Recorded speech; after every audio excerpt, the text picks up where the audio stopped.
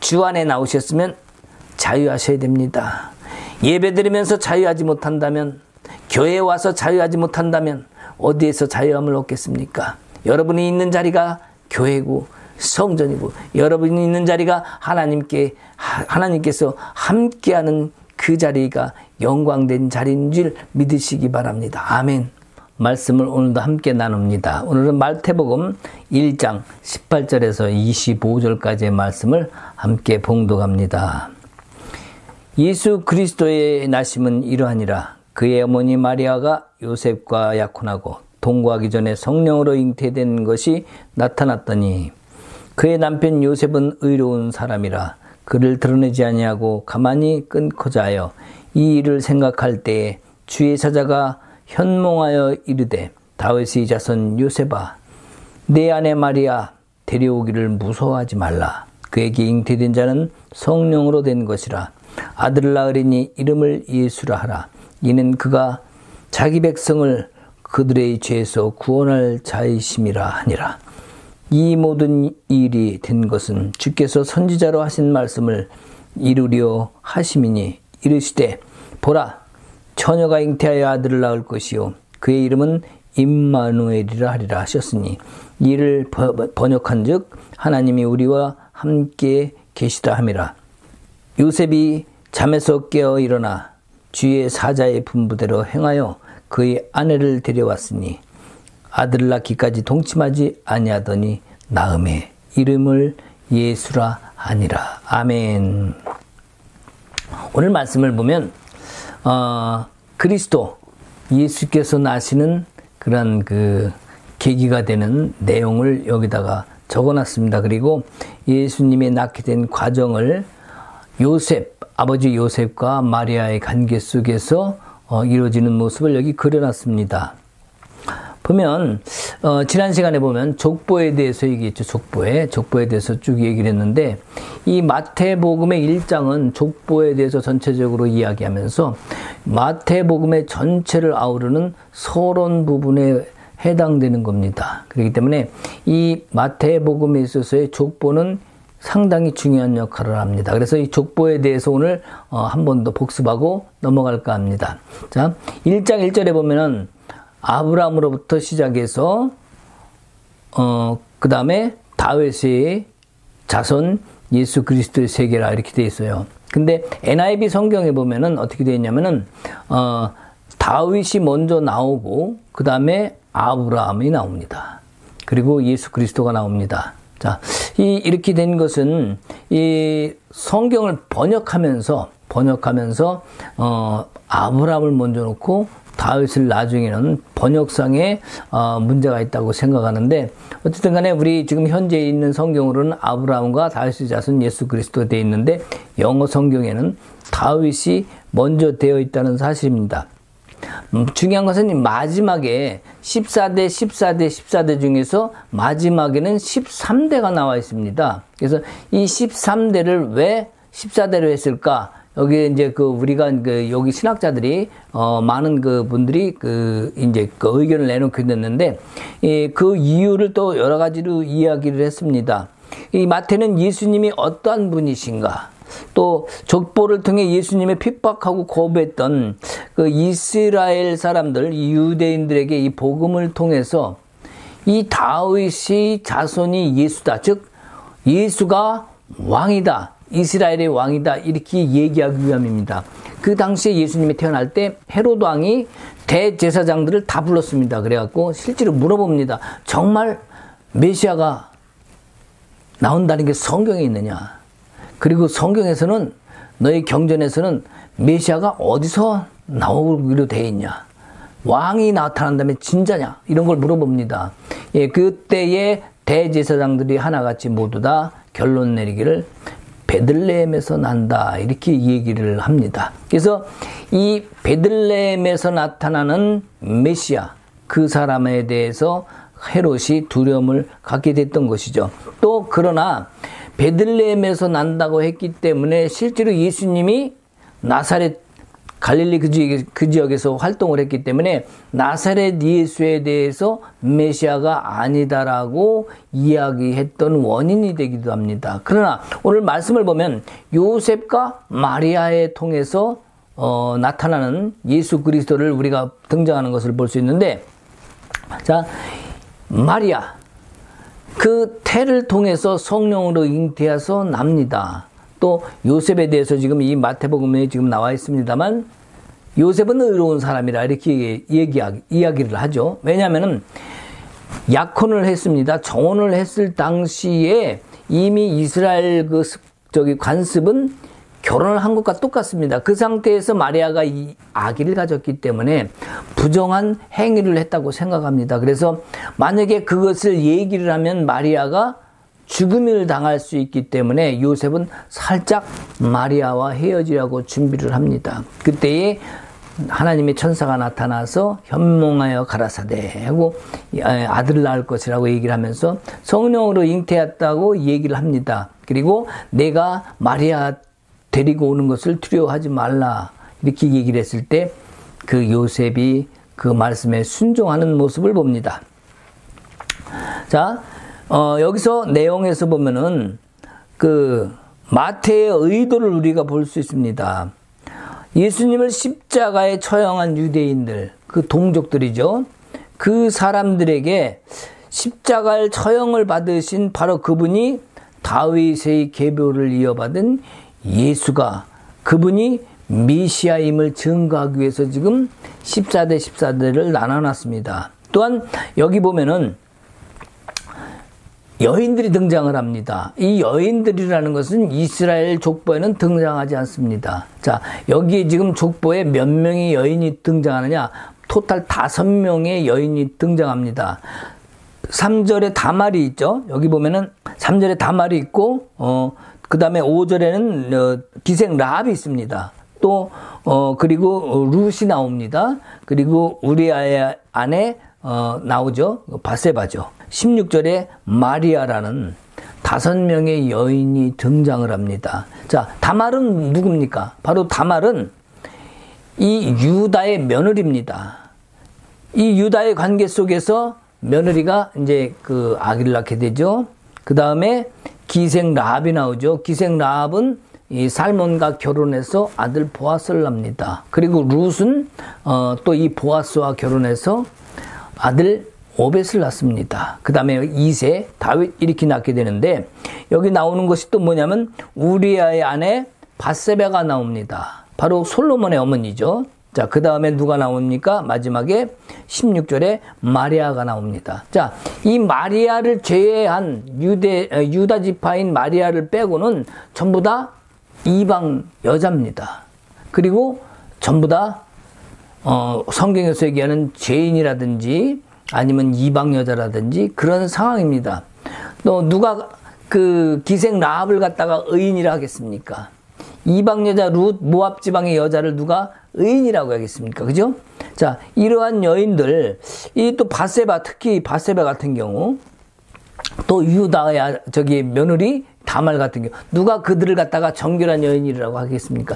여기 있는 이 여인들이 전부 하나같이 옳지 못합니다. 마지막에 마리아를 빼고 제외한다면 모두가 죄인이요 손가락질 받을 수 있는 그러한 옳지 못한, 그렇게 내놓고 자랑할 만한 형태가 아닙니다.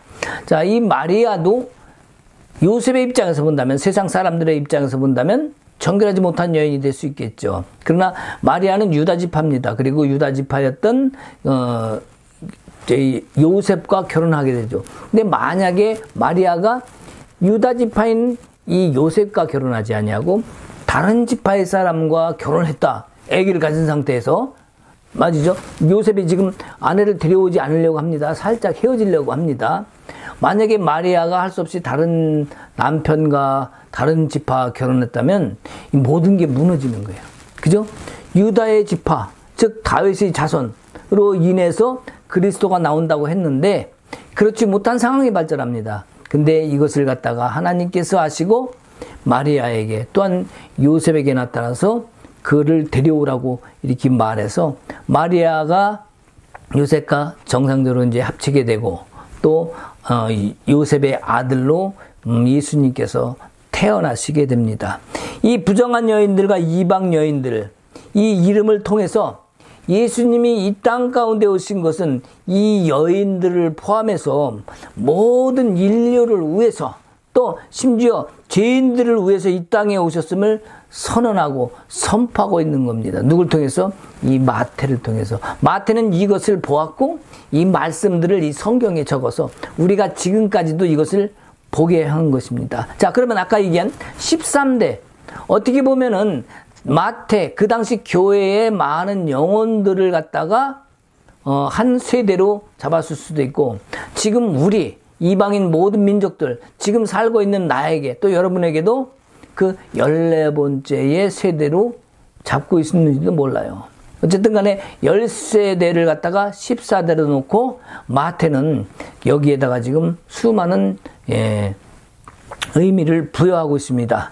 이 마태복음을 통해서 족보에 관련된 연관된, 또 예수님의 탄생과 요셉과 마리아에 얽혀진 이야기를 통해서 하나님께서 우리에게 시사하는 바가 있습니다. 자, 여기 보면은 우선 아들을 낳으리니 이름을 예수라 하라. 21절에 나옵니다. 이는 그가 자기 백성들 그들의 죄에서 구원할 자심이라, 이렇게 하니라, 이렇게 말씀하셨어요. 자, 그리고 22절에 뭐라고 되어 있냐면, 이 모든 일이 된 것은 주께서 선지자로 하신 말씀을 이루려 하심이니 이르시되. 자, 모든 일, 자, 주께서 선지자들을 통해서 베들레헴에서 메시아가 날 것이다.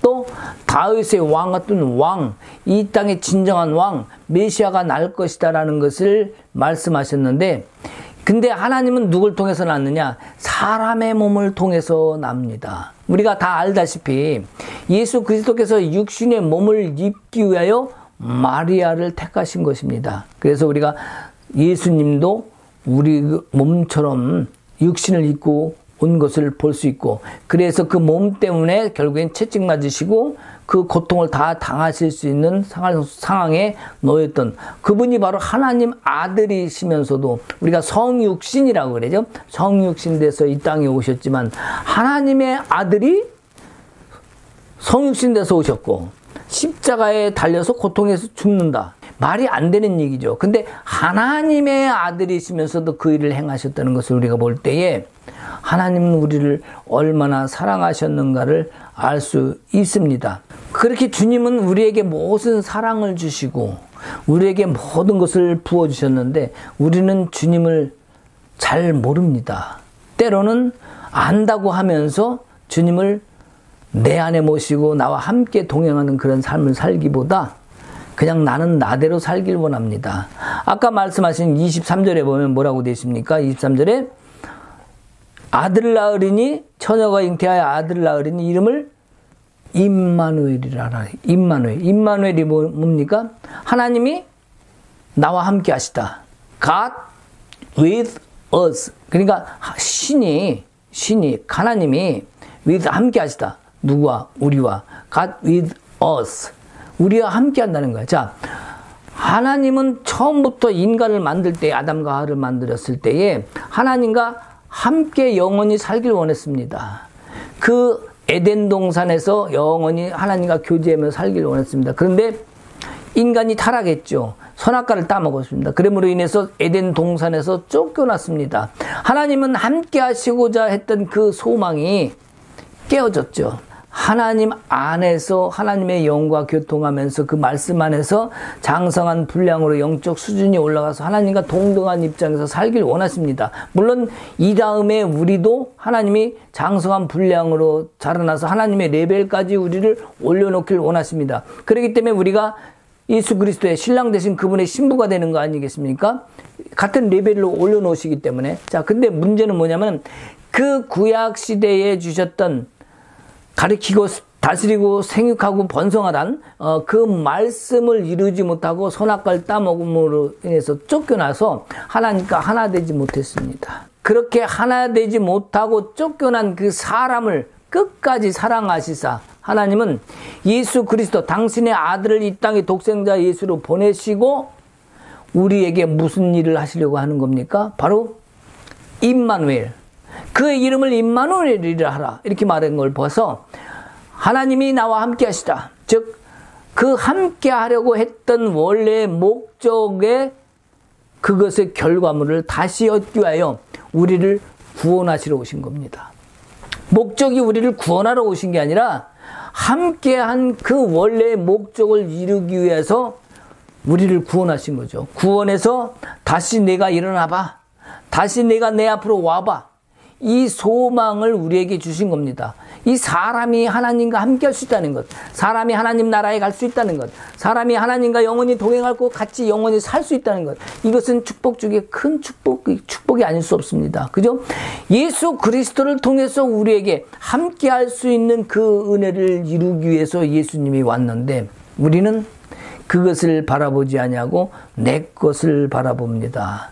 나의 원하는 것을 얻고 찾으려고 합니다. 그래서 진정한 하나님과 함께하는 것은 주님의 뜻을 알고 그 함께 하시려고 하는 주님의 원래 그 뜻을 알고 우리는 하나님을 따라가야 됩니다. 그래서 우리의 사명은 영혼을 구원하는 것, 전도하는 것, 선교하는 것 이런 것도 다 좋지만 예수님이 오신 목적, 우리와 함께 하시고자 하는 목적, 바로 그것을 이루어드리는 겁니다. 그것은 바로 예수 그리스도와 함께 영원히 사는 그곳, 즉 하나님 보좌 앞에 내가 예수님의 신부로, 정결한 신부로 서는 것이 우리의 사명이 돼야 됩니다. 그 정결한 신부로 살기 위해서, 서기 위해서 우리는 그 주님을 사랑하고 주님의 주신 말씀들을 내 안에 담고 또 그것을 이루고, 아까 여기 하나님의 뜻이 22절에 나온 것처럼 22절의 말씀을 보면 뭐라 그랬습니까? 이 모든 일 된 것이 주께서 선지자로 하신 말씀을 이루려 하심이라. 자, 선지자들이 통해서 이루려 하신 뭐예요? 메시아가 나온다는 것, 메시아가 쭉 그거를 통해서 이루려고 했던 일. 그러면서 23절이 뭐예요? 22절이 그렇고 23절이 임마누엘이라라. 뭡니까? 하나님이 우리와 함께 하시다. 그 이루려 하셨던 것, 선지자들을 통해서 우리에게 말씀하셨던 건 뭡니까? 하나님이 함께 하심의 목적을 이루는 겁니다. 그래서 그 일을 목적을 위하여 예수님을 사랑하고 주님을 사랑하고 그 말씀을 상고하고 따르고 마음에 담고 10년 가운데 주님을 모시고 살다 보니까 어떻게 합니까? 주님을 사랑하는 사람이 전도도 잘합니다. 다른 영혼도 사랑을 잘합니다. 선교도 잘합니다. 섬기는 것도 잘합니다. 헌신도 잘합니다. 충성도 잘합니다. 교회 안에서 모든 일을 잘합니다. 세상 속에서도 뭐합니까? 그리스도의 향기를 다 드러냅니다. 왜? 주님을 사랑하니까. 그분이 그걸 원하시니까. 그분이 우리를 통해서 그것을 나타내길 원하시기 때문에 주님이 원하시는 것을 열심히 하다 보니까 바로 주님이 나를 더 사랑하시고 더 정결함으로 나를 거룩한 신부의 자리에 놓으시는 거 아니겠습니까? 우리는 그 일을 행하여야만 됩니다. 바로 예수 그리스도를 믿고 따르는 일이겠죠. 그래서 우리는 삶에서 내가 하는 일에 대해서 기쁨을 얻고 내가 하는 일에 대해서 자신 있게 무슨 일이든지 할 수 있다는 것은 바로 주님과 함께 동행할 때에 사소한 것도 어려운 것도 힘든 것도 쉬운 것도 우리가 그것을 능히 할 수 있는 힘이 있습니다. 저는 요즘에 집에서 제일 많이 하는 것이 설거지인 것 같아요. 청소하고 설거지. 예. 설거지. 애들은 막 여기 아들이 셋이 있는데 막 요리도 해 먹습니다. 그리고 그 싱크대에다 막 그릇을 놓습니다. 예전에는 제가 뭐라고 그랬냐? 야, 너 왜 안 닦고 너희들이 설거지도 해야 될 거 아니야? 같이 해야 될 거 아니야? 그랬습니다. 근데 지금은 제가 그렇게 얘기 안 합니다. 그냥 제가 합니다. 기꺼이 좋은 마음으로 기쁜 마음으로 합니다. 자, 청소를 할 때 왜 너 여기 흘렸냐고 잘 좀 태라. 그런 얘기 안 합니다. 그냥 기쁜 마음으로 합니다. 왜입니까? 나의 아들들이 나의 자녀들이 건강하게 자라는 것 그것만도 감사한 거예요. 하나님 안에서 살 수 있다는 것 그것만도 감사한 거예요. 그러니까 다른 일도 귀찮을 것 같은데 그것을 감사로 기쁨으로 할 수 있더라 이겁니다. 우리의 삶의 모든 것이 기쁨이라고 주 안에서 이루는 것이 내 생명과 내 영혼을 세우는 일이기도 합니다. 요즘에 뭡니까? 요즘에 신신향 전도사님이 발음이 잘 안 돼. 신심향 전도사님께서 영을 살리는 양식, 그 설교 말씀 중에서 골라서 나레이션에 넣어갖고 그것을 이제 제가 음악을 넣어서 이렇게 만들었습니다. 너무 좋은 것 같아요. 그 목소리가 어떻게 보면 은혜스럽고 정말 주님 안에서 영을 살리는 양식으로 해서 만들어 놓은 것을 가지고 이렇게 했으면 하는 말씀을 하셔서 제가 기꺼이 제가 하시면 녹음하시면 제가 해드리겠다고 해서 올려놨습니다. 아마 들으신 분도 계실 거예요. 너무 좋잖아요. 자, 이러한 우리의 주님을 향한 마음이 내 영혼을 살리는 그 양식으로서 살아날 때에 그것은 내가 주님께 드리는 예배가 되고 더 기쁨이 됩니다. 바로 내 영혼이 살아있기 때문 아니겠습니까? 우리 주님으로 인해서 우리 앞에 있는 것들을 모르고 그냥 수단으로만 삼는 게 아니라 내 도구로만 삼는 거 아니라 능력으로만 구하는 것이 아니라 주님을 정말 내 안에 담아서 하나님을 내 안에 담고 정말 주님과 함께 나아가려는 그 마음. 만약에 내가 주님을, 예수님을, 하나님을 내 안에 담는다면요, 사람을 수단으로 삼지 않습니다. 내가 그것을 이용하려 하지 않습니다. 또 종으로 여기지 않습니다. 오히려 하나님은 나를 도우셔서 더 세워주시죠. 하나님이 나를 종으로 세운다? 하나님은 나를 수단으로 삼아서 당신의 일을 하려 한다? 그게 아닙니다.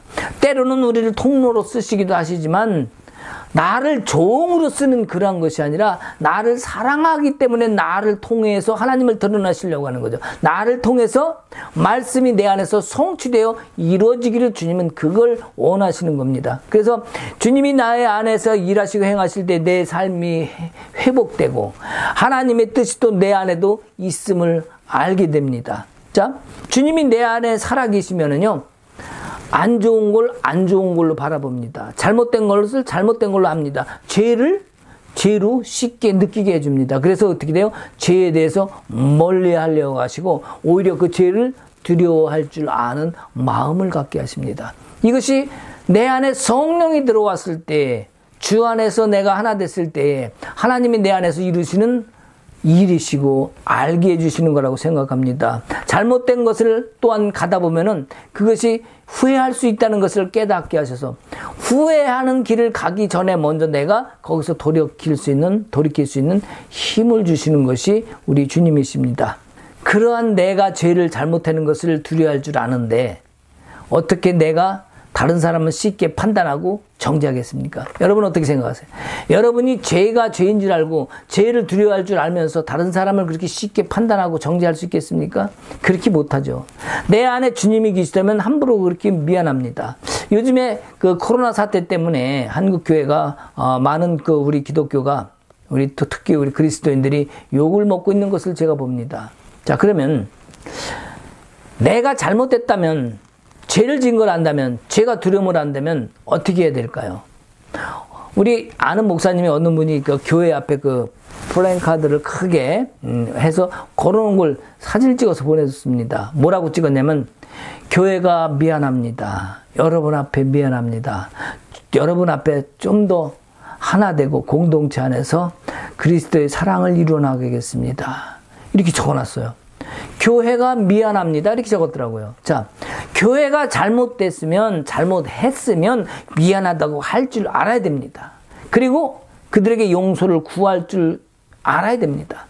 교회는 마치 타 종교에 비해서 우리는 특별한 종교고, 그런 어떻게 뭐라고 그럽니까? 이걸 배타적이라고 그러죠. 다른 종교를 배타적으로 배적합니다.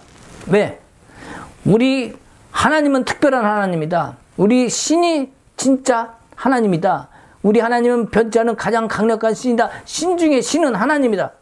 이러한 어떠한 그 존재적인 역할을 부각시키기 위해서 그런지 몰라도 굉장히 배타적인 걸 볼 수 있습니다. 자, 우리가 하나님을 나의 하나님, 거룩하신 하나님, 모든 것 위에 계신 하나님이라는 것은 우리 다 압니다. 그리고 인정합니다. 세계 최고의 그 어느 나라에도 우리 하나님보다 더 위대한 하나님은 안 계십니다. 선교적 차원에서 우리가 다른 종교인들에게 많은 것을 포용할 수 있어야 됩니다. 왜냐? 그 다른 종교를 인정하고 좋아서가 아니라 그리스도의 사랑을 전하고 복음을 전하고 그 기쁜 소식, 그것을 전하기 위해서 그 사람들을 포용할 수 있어야 됩니다. 그래야 하나님의 사랑을 온전히 전할 수 있고, 이 기독교가 온전한 하나님의 뜻이 세상 사람들에게도 인정받을 수 있는 사랑의 종교라는 것을 그들에게 보여주어야 됩니다. 그런데 그것을 갖다가 우리는 특별한 종교냐 이러면 그들이 하나님을 믿을까요? 그들이 우리 종교 가운데, 즉 우리는 종교지만, 아니 우리는 하나님이지만 그들이 볼 때는 종교입니다. 그죠? 그러면 하나님은 모든 것 위에 계시고 세계가 다 하나님께 속했는데, 하나님은 믿는 사람들, 지금 현재 그리스도인들만 붙잡고 너희들만 천국 가자 그리고 데리고 가실까요? 그러지 않는다는 사실이에요. 안 믿는 사람, 지금 억울하고 힘들고 모든 죄 가운데 있는 사람이라 할지라도, 다른 종교를 믿는 사람이라 할지라도 하나님은 그들을 구원해서 천국의 자리에, 하나님이 원하셨던 그 자리에, 너와 함께 하리라 했던 그 자리에 하나님 가길 원하신단 말이죠. 그렇기 때문에 우리가 그들을 포용해주고 섬김으로, 사랑으로, 비록 다른 종교를 믿다 할지라도 그들을 포용해줘야 되는 이유가 거기 있는 겁니다. 우리가 영적으로 잘못되었다,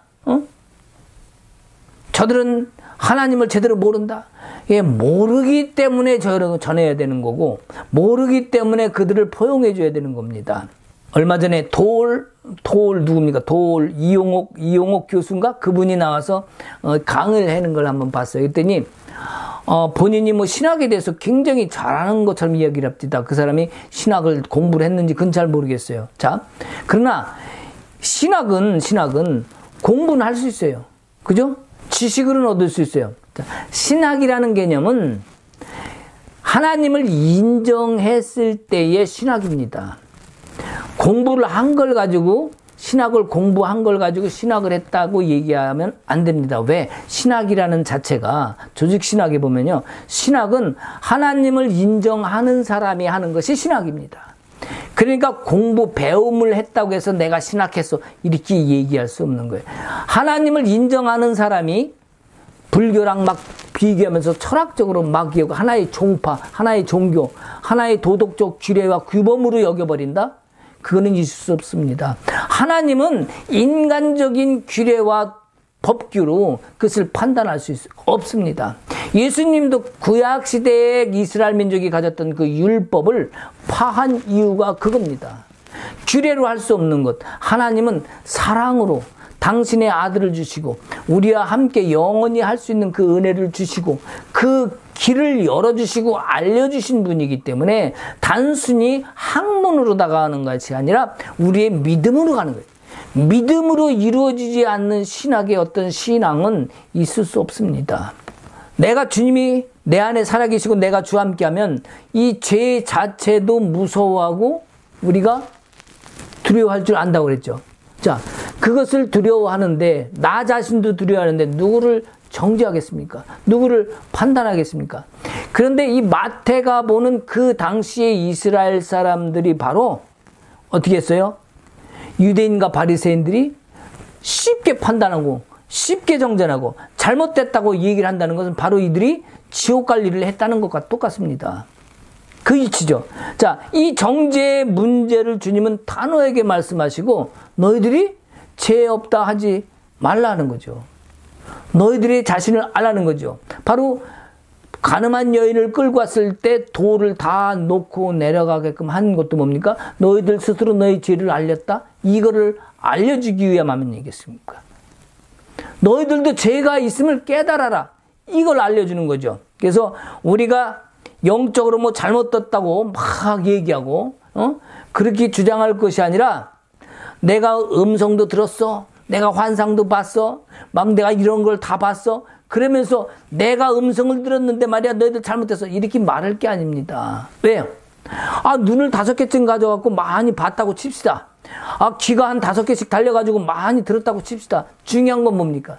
중요한 건 들었다 봤다가 중요한 것이 아니라 그렇게 못하는 사람을 책망하고 너는 요거밖에 안 되냐? 왜 이렇게밖에 못하냐?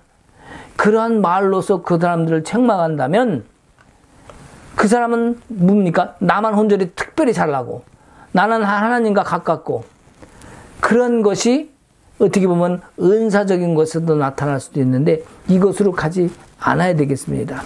우리가 오히려 그것보다는 섬김을 통해서 우리의 영혼이 더 풍성해지고 섬김을 통해서 우리의 영혼이 더 자라고 넓어지는 것을 우리가 볼 수 있어야 됩니다. 자, 어떤 공부를 잘한다는 사람은요, 1등은 갈 수 있어요. 1등. 그렇죠? 너는 최고야. 너무 잘 수석이야, 수석. 그렇게 할 수 있는데 이 하나님 안에서의 깊이는 다 알 수가 없는 거예요. 겉으로 보는 겉모습은 1등일지 몰라도 깊이와 넓이와 길이는 하나님의 주시는 그 성전의 모습은 우리가 갈 수 없다. 그래서 단순히 겉의 모습이 아닌 우리 속사람 영혼의 아름다움으로 가야 되겠다. 이런 마음을 드려봅니다. 주님의 마음을 받지 않고는 우리 영혼을 절대 넘어설 수 없습니다. 예수 그리스도께서 주신 그 은혜를 가지고 또 그 마음을 담고 우리 영혼이 자라지 않으면 결코 겉으로 드러난 것으로 주장할 수 없습니다. 옛날에 우리 누님과 공부를 했어요. 우리 누님과 공부를 하면은 우리 누님은 공부를 참 잘했어요. 그래갖고 늘 장학금도 받고 돈을 받으면서 다녔는데 저는 늘 장학금을 면제받고 다녔습니다. 자, 공부를 합니다. 둘이 같이 합니다. 그래갖고 내가 누나한테 물어봅니다. 뭐냐면 이제 물어볼 사람이 나랑 이제 2살 차이 났는데 제가 중학교 1학년 때 중3, 고등학교 1학년 때 고3 같은 학교를 다녔습니다. 그래서 수학 문제 같은 거 모르는 거 있으면 막 물어보면 누나 이거 어떻게 하는 거야? 봐봐 한번 해봐. 그러면 알았어 내가 가르쳐 줄게. 자, 가르쳐 줄 때까진 좋아. 처음에 가르쳐 준다고 할 때까진 좋습니다. 하다가 막 내가 이거는 이렇게 된 거 아니야? 야 이 새끼야 그것도 모르냐? 욕을 해요. 왜 욕지거리야? 어떻게 해요? 배우다 말고 싸워. 처음에는 가르쳐 줄게. 나도 배우려고 마음에 있었는데 몇 마디 하다가 금방 싸워버립니다. 이거 왜 싸울까요? 그만큼 친하기 때문에 부담이 없기 때문에 또 가르쳐주는 사람의 입장은 나는 얘가 잘할 수 있을 거야 라는 믿음이 있어요. 근데 자기 생각하는 것보다 못하거든요. 자, 여러분 부부간에 한번 운전 연습을 가르쳐준다고 생각해 보십시오. 남편이 아내를 가르쳐준다. 아니 당신 똑똑한 줄 알았는데 학교 다닐 때 공부를 잘했다며. 아니 이것도 못해. 아니 후진 더 붙어 덜덜덜 떱니다. 이쪽으로 붙어야 되는데 반대쪽으로 막 가요. 그러면 그것도 못하냐고. 그러면 아니 당신 가르쳐주는 거냐고 지금 나한테 화를 내는 거냐고. 가르쳐주면 심 말을 하고. 알았다고 안 한다고 다른 데서 가라고. 그것도 못하냐고. 결국 뭐예요? 부부싸움이에요. 이 가까운 사람일수록 더 안 됩니다. 그래서 우리가 어떻게 보면은 그 안다는 것 내가 누구한테 물어본다는 것 이런 것조차도 주님 사랑이 거기 들어가 있어야 돼. 그리고 내가 먼저 나도 그랬다는 것, 그리고 나도 작은 자라는 것, 내가 섬길 거라 그런 사랑이 전제가 들어가 있지 않으면 아무리 가까운 사람이라 할지라도 부부들이라 할지라도 싸우게 돼 있다는 거. 안 그렇습니까? 나는 절대로 우리 부부는 그렇지 않습니다. 그러면 참 행복하고 감사한 일이죠. 자, 이러한 가운데 우리는 죄악 가운데 살고 있지만 우리 주님이 우리를 이러한 모습을 보면서도 임마누엘이라는 거예요. 우리의 이름을 갖다가 임마누엘 가운데 놓겠다는 거예요. 뭡니까? 하나님이 나와 함께 하시겠다는 거예요. 그 은혜를 주겠다는, 이 얼마나 감사해요. 자, 그러면 여기 지금 마태가 얘기한 이 마태복음의 이 부분에서 만약에 마태가 생각하는 다윗, 이 다윗이 없었다면 요셉도 마리아도 없습니다.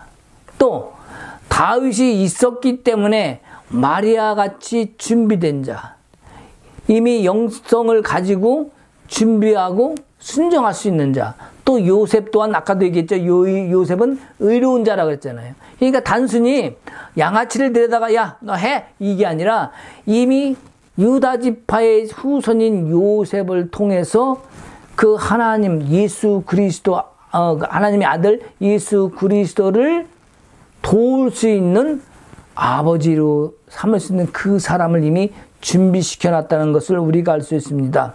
우리 따로 가고 하나님 따로 가면은 이런 말이 필요 없습니다. 하나님이 나와 함께 하신다. 나는 나대로, 하나님은 하나님대로.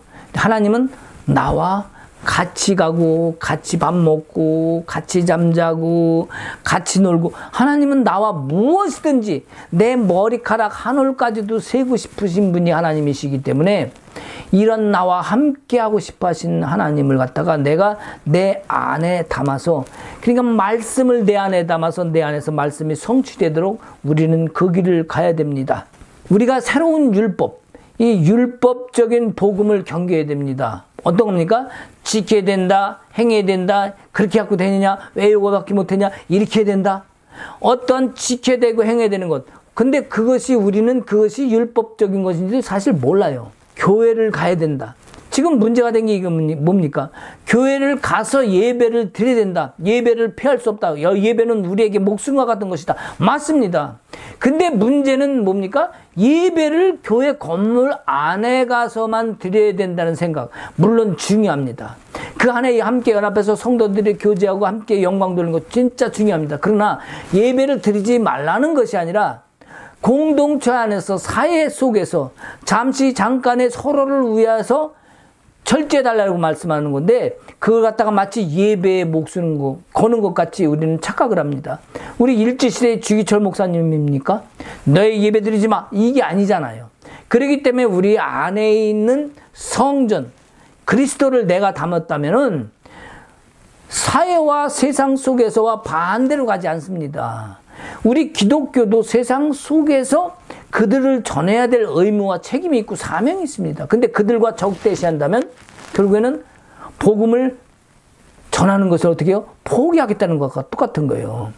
건물 안에서 예배 드리는 게 중요한 것이 아니라 방법이 잠깐 달라졌다 할지라도 진정한 하나님의 복음은 내 심령 속에 담는 것이지 교회, 건물 안에 가서 행하는 것이 아니라는 사실입니다. 그렇기 때문에 우리가 그런 부분에 대해서 뭔가 좀 포용적으로 좀 생각할 수 있는 지혜가 필요할 것 같습니다. 율법적인 것을 경계해야 된다고 얘기를 했는데, 자, 율법을 지키라고 그것을 복음이라 얘기를 하면서 이 주장하는 것, 자기 나름대로 굉장히 주장하면서 이것이 성격과 맞물리면 어떻게 되느냐? 아주 고약한 행태를 나타냅니다. 율법적인 복음하고 성격하고 맞아떨어지면 어떻게 해요? 아주 사람이 고약해집니다. 또 그러면 상처와 맞물리면 어떻게 될까요? 율법적인 복음과 상처와 맞물리면 어떻게 될까요? 다른 사람 다 죄인으로 만들어버립니다. 그리고 내가 꼭대기에 올라갑니다. 내가 군림합니다. 그리고 내가 지시하고 내가 지배하려 합니다. 왜요? 내가 그만큼 받은 상처가 많다 보니까 상처 안 받으려고 그것을 감싸다 보니까 뭐예요? 지켜야 된다. 율법적인 복음, 하나님의 복음으로는 얘기를 했는데 이게 율법적으로 갖고 가서 그것을 이렇게 하려면 다 죄인으로 만들어버리는 거죠. 그리고 잘못됐다고 얘기를 합니다. 그리고 내가 군림해야 되고 내가 주장을 해야 되고 내 말이 아닌 것은 다 복음이 아니다라고 얘기합니다. 하나님 말씀이 아니다라고 얘기를 합니다. 이것이 굉장히 뭡니까? 악하다는 거예요. 이걸 갖다가. 그래서 이것을 우리가 알 수 있는 것, 바로 주님이 내 안에 계시고 성령이 내 안에 계시면 이것을 깨닫게 됩니다. 알게 됩니다. 우리가 선한 이 주님으로 내 안에 담고 살아가면요, 쉽게 용서합니다. 그리고 용서하고 사랑하고 그 결과로 나를 온전함으로 만들어주십니다. 그리고 선한 사람으로 만들어줍니다. 내 배에서 생명수가 흘러가듯이 야, 저 사람은 그리스도인이네, 이런 것들이 흘러나옵니다. 세상 사람들에게 우리 그리스도인들이 이 모습을 보여줘야 되지 않겠습니까? 누군가 종처럼 취급하면 안 됩니다. 내가 권위, 그러니까 목사가 권위가 돼갖고 순종하지 않는다고 권위를 막 짓눌러. 그리고 막 지배하려고 해. 장로도 마찬가지예요. 검사도 마찬가지예요. 그러한 지배하려 하고 마치 하나님이 우리를 종처럼 부렸던 것 같이 막 그렇게 취급해버려요. 하나님이 우리를 종처럼 취급했습니까? 어떻게 생각하십니까? 여러분은 하나님이 우리를 종으로 여겼습니까? 그렇지 않아요. 우리 주님은 나를 종으로 여기신 것이 아니라 가장 아름다운 모습, 나를 닮은 그런 모습으로 오기를 원하고, 우리 또한 주님 닮은 아름다운 모습으로 오기를 원하고, 내 형제요, 나의 신부요, 이렇게 얼마나 존귀하게 여기는 존재인지 모릅니다. 근데 우리는 종처럼 여겼다고. 그 스스로 내가 지은 죄가 많기 때문에 스스로 종이 되고자 함이지, 정말 하나님이 종으로 되기를 원했기 때문에 내가 종 되는 게 아닙니다. 사도 바울도 마찬가지죠. 그럴 때 우리는 어떠한 그 세상에서 누가 뭐라고 하는 것 가지고 내가 상처받아도 안 되지만, 내가 먼저 섬기는 자리로 가야 됩니다. 그래서 섬기고, 예전에는 안 그랬지만 지금부터라도 섬기는 자리로 가야 되고, 내가 그렇게 하려고 해야 됩니다. 나도 옛날에는 고약한 성격이 있었어요. 남들 볼 때에 아주 철두철미하게 뭘 가르치잖아요. 안 되는 게 어디서 안 되는 게 해. 아주 고약하게 가르쳤습니다. 스파르타식으로. 근데 사람들이 어때요? 처음에는 힘들어합니다. 그러다가 나중에는 좋아는 하죠. 그러나 지금 그렇게 해라, 그러면 못합니다. 왜요? 마음의 성품이 그렇게 안 돼요. 저는 개인적으로 섬기는 걸 참 좋아합니다. 그래서 해주고 이렇게 강하게 좀 이렇게 카리스마가 있어가지고 성도들을 확 잡고 그래야 되는데, 저는 그걸 못해요. 어떻게 보면 그것이 저한테 장점이 될 수도 있고 약점이 될 수도 있습니다. 그러기보다는 오히려 섬기고 사랑해주고 위로해주고 포옹해주고, 이런 정말 그리스도의 사랑으로 이렇게 해주길 원합니다. 물론 사람마다 생각은 다 다를 수 있어요. 근데 저에게의 장점은 그건 것 같아요. 자, 내가 목사라는 것 때문에 그 권위를 가지고 내가 다른 사람을 지배하려고 한다면 저한테는 그것이 안 맞는 겁니다. 저한테 그것을 요구하면 안 됩니다. 저한테는 사랑으로 섬겨주는 것이 저한테는 맞는 거예요. 어떻게 생각하십니까? 이 최한욱 목사를 본 사람들, 저를 알고 있는 분들, 제가 막 주장하고 막 그렇게 합니까? 그럴 수도 있어요. 사람이기 때문에 때론 그럴 수도 있죠. 그러나 성령이 내 안에 계시면 그것이 잘못됐다는 것을 깨닫게 해주신다는 얘기예요. 그리고 그것이 죄란 것을 알게 하고 그것을 두려워할 줄 알게 되니까 그렇게 했던 행동들을 바꾸려 하는 거죠. 그랬던 행동에서 이제는 주님 안에서 정말 사랑으로 다시 가려고 하는 그런 마음을 자꾸 가지고 앞으로 나가는 거죠. 우리 그리스도인들은 그것이 필요합니다. 목사가 좀 이렇게 카리스마가 있고 권위가 있어야지 말이야. 응? 사람이 말이야 이렇게 물러 터져갖고 되겠냐고. 예, 이거는요, 예수님도 그렇게 안 했어요. 예수님도 카리스마로 이놈 자식들 이거밖에 못해 이렇게 하시지 않았다니까. 본인 스스로요, 더 낮은 자로 작은 자로 돼서 섬기고 그 제자들을 갖다가 발을 씻어주시고, 그분이 예수님이에요. 그렇지 않습니까? 예수님도 안 한 거를 목사들이 권위를 가지고 이렇다고, 그러니까 잘못되는 거예요. 예수님의 성품과 다른 길로 가니까 교회가 잘못되는 거라고. 그것을 장로들한테, 권사들에게, 집사들에게, 성도들에게 그렇게 가르치니까 다들 뭔가 직분 하나 맡았다면 그냥 위로 올라가기 시작하는, 총구쳐 올라갑니다. 그냥 뱀장어처럼 머리를 들고 올라갑니다. 우리가 그것을 내려놔야 돼요. 그래서 하나님의 자녀가 되기까지 우리가 주님을 더 바라보고 나를 더 소중히 여기고 내 영혼 속에 담겨져 있는 주님 말씀으로 들어오셔서 내 안에서 생명나무처럼 피어날 내 영혼의 모습을 보면서 이제는 하나님의 자녀가 되어가는 나의 모습을 보고 내가 기뻐할 수 있어야 됩니다. 그리고 나의 자녀들에게도 그걸 줘야 됩니다. 내 자녀들이 자녀가 부모보다 더 낫다는 소리를 들어야 되죠. 야, 보니까 아이고 부모가 훨씬 나아. 아이고 자식이 왜 이때 못 낳았어. 자, 이런 소리 들으면 부모가 좋을까요? 아유, 자식들이 부모보다 훨씬 낫네. 그런 소리 들어야 좋잖아요, 차라리. 그죠?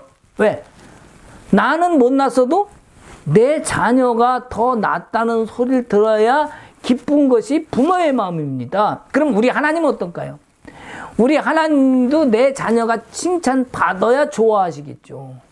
내 자녀가 손가락질 안 믿는 사람들 손가락질 당하고, 말은 자녀인데 에이그 너나 믿으라. 이거 하나님 난 절대로 안 믿는다. 그러면 우리 예수님이 얼마나 마음이 아프시겠어요. 한번 생각을 해보자고요. 많은 것을 얻는 것은 교회 와서 얻는 것이 아니라 내 안에 영혼의 풍성함으로 얻어야 됩니다. 바로 주님을 이 안에 모시고 성령 충만함으로, 예수 그리스도의 영이 충만함으로 내 안에서 부어지는 은혜로 풍성해지는 거지, 마치 교회 가서 백화점에서 뭘 사듯이 그걸 얻어갖고 풍성해지는 게 아니라는 사실입니다. 그래서 우리가 서로 영원히 아름다운 사람과 서로 동행해야 됩니다. 그래서 서로 동역을 하고 서로 도와주고 서로 기도해주고 협력해주고, 사실은 이런 협력 때문에 교회에 모이는 것이지 교회에만 가야 하나님이 있기 때문에 가는 게 아니지 않습니까? 그래서 우리가 이런 것을 다 받아들이고, 우리는 어떤 명령이라든지 책임이라든지 의무로 뭘 하려고 하는 것이 아니라 주님 사랑으로 우리가 변화된 만큼 더 큰 사랑을 내주고, 우리가 변화된 만큼 내 영혼에 힘들다 할지라도 그것을 이기고 그것을 살아갈 수 있는 힘이 나오는 거예요. 변화된 만큼 내 영혼의 성숙도 일어나는 겁니다. 영혼의 주 안에서 자라지 않았는데 겉으로만 그냥 따라간다고 그러고 말로만 따라가다가 우리는 혹독한 대가를 치릅니다. 지난 다음에 내가 왜 그랬을까? 내 영혼을 먼저 키워야 됩니다. 성숙시키고 성장시켜야 됩니다. 그런 다음에 겉으로 따라가도 따라가요. 그래야 하나님이 함께 가시고 그 가운데서 역사하신다니까. 내 영혼은 저 바닥인데 겉모습만, 내가 뭔데, 내가 장로야, 내가 권사야, 내가 목사 이러면서 겉으로만 내가 이런 것도 모를 줄 알아 따라가다 보면 어떻게 돼요? 고통이 동반을 하죠. 혹독한 대가를 치른다는 사실을 우리가 기억해야겠습니다. 그래서 우리 주님은 우리를, 죄를 다 담당하시고 감당하시는 분이십니다. 그래서 우리 주님이 죄에 대해서 우리 말씀을, 주님의 말씀을 우리가 따라가면은 우리는 그만큼 신부로서 잘 단장되어 가는 겁니다. 말씀 안에서 내가 온전하게 완성되어 가는 겁니다. 우리는 그 길을 가야 되겠다. 그래서 하나님이 주신 하늘의 복은 우리가 하는 그 행위나 열심으로 한 것에 그 비례하는 것이 아니라, 이 복은 영혼의 단장, 여기에 비례한다. 하늘의 복은 내 열심에 비례하는 것이 아니라 우리 영혼의 단장과 비례한다. 이 말씀을 우리는 기억해야 됩니다. 그래서 어떤 행위나 나의 겉모습이 아닌 속사람의 풍성함이 우리는 먼저 앞서 나가야 됩니다. 그래서 영혼이 살아있을수록 우리의 삶도 복을 받을 수 있어요. 그러니까 우리의 삶이라니까 또 복 받고 돈 벌고 집 몇 채 사고 이런 걸 생각하는데, 우리의 삶, 비록 그리 아니하실지라도 부족해도 내가 그걸로 충분히 만족할 수 있는 복, 뭐예요? 영혼의 심령의 이 안에서 우러나오는 복을 세상 것으로 누리는 복과 비교할 수 없는 거예요. 이 복은 진정한 영혼의 복이다. 그래서 내가 겉으로 좋은 차, 벤츠 타고 운전하고 다니면 누가 알아주겠지, 이런 남들한테 뻐기는 그런 복이 아니라, 육체의 복이 아니라, 사라질 복이 아니라 영원히 변치 않을 주님과 함께하는 그 영혼의 복, 풍성함을 누릴 수 있는, 영원히 그 하늘나라에까지 가서 얻고 누릴 수 있는 그 복, 그 복을 얘기하는 것입니다. 그래서 우리가 때로는 그런 얘기하죠. 심어야 됩니다. 우리의 뭘 심어야 됩니다. 복 받기 위해서 뭘 해요? 심어야 됩니다. 뭘 심어요? 뭘 심어요? 물질을 심어야 됩니다. 물질을. 아니, 물질이 고구마요, 감자요. 뭘 심어서 나? 콩 심은데 콩 나고 팥 심은데 팥 남으니까 물질을 심으면 물질이 납니다. 이게 육적인 거라는 거예요, 이게. 이렇게 심으면 난다는 그런, 아니, 감자 심고 고구마 심어서 막 캐듯이 나중에 열매면 그러한 심는 게 아닙니다.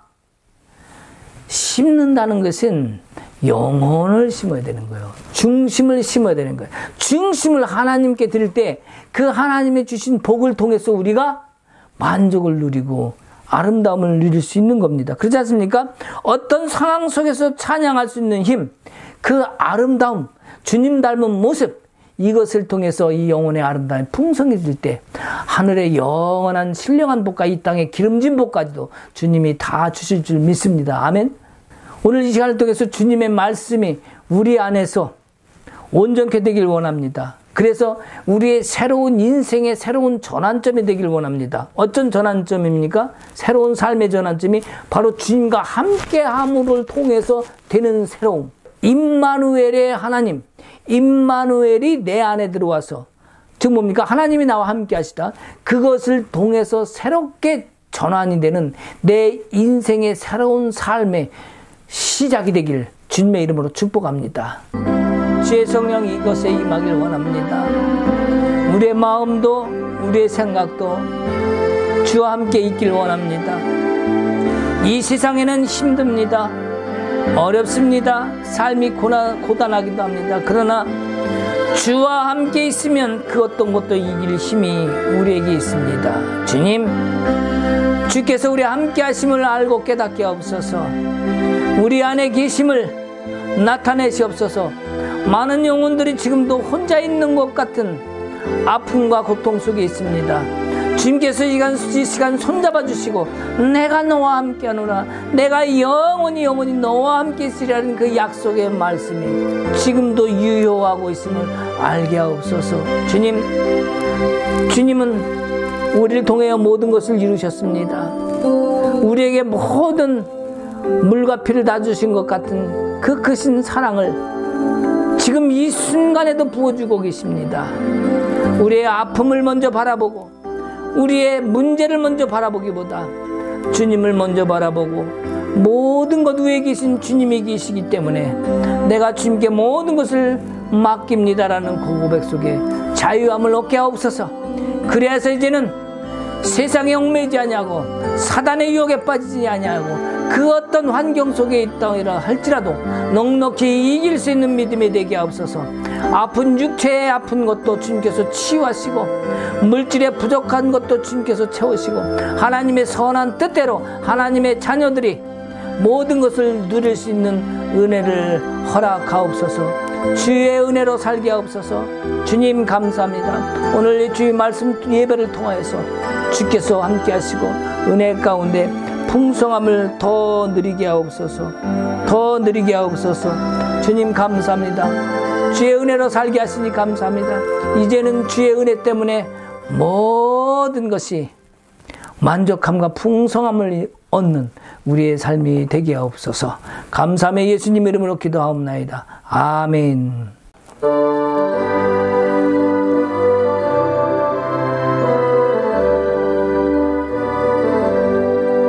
나의 영원하신 기여 생명보다 귀하다.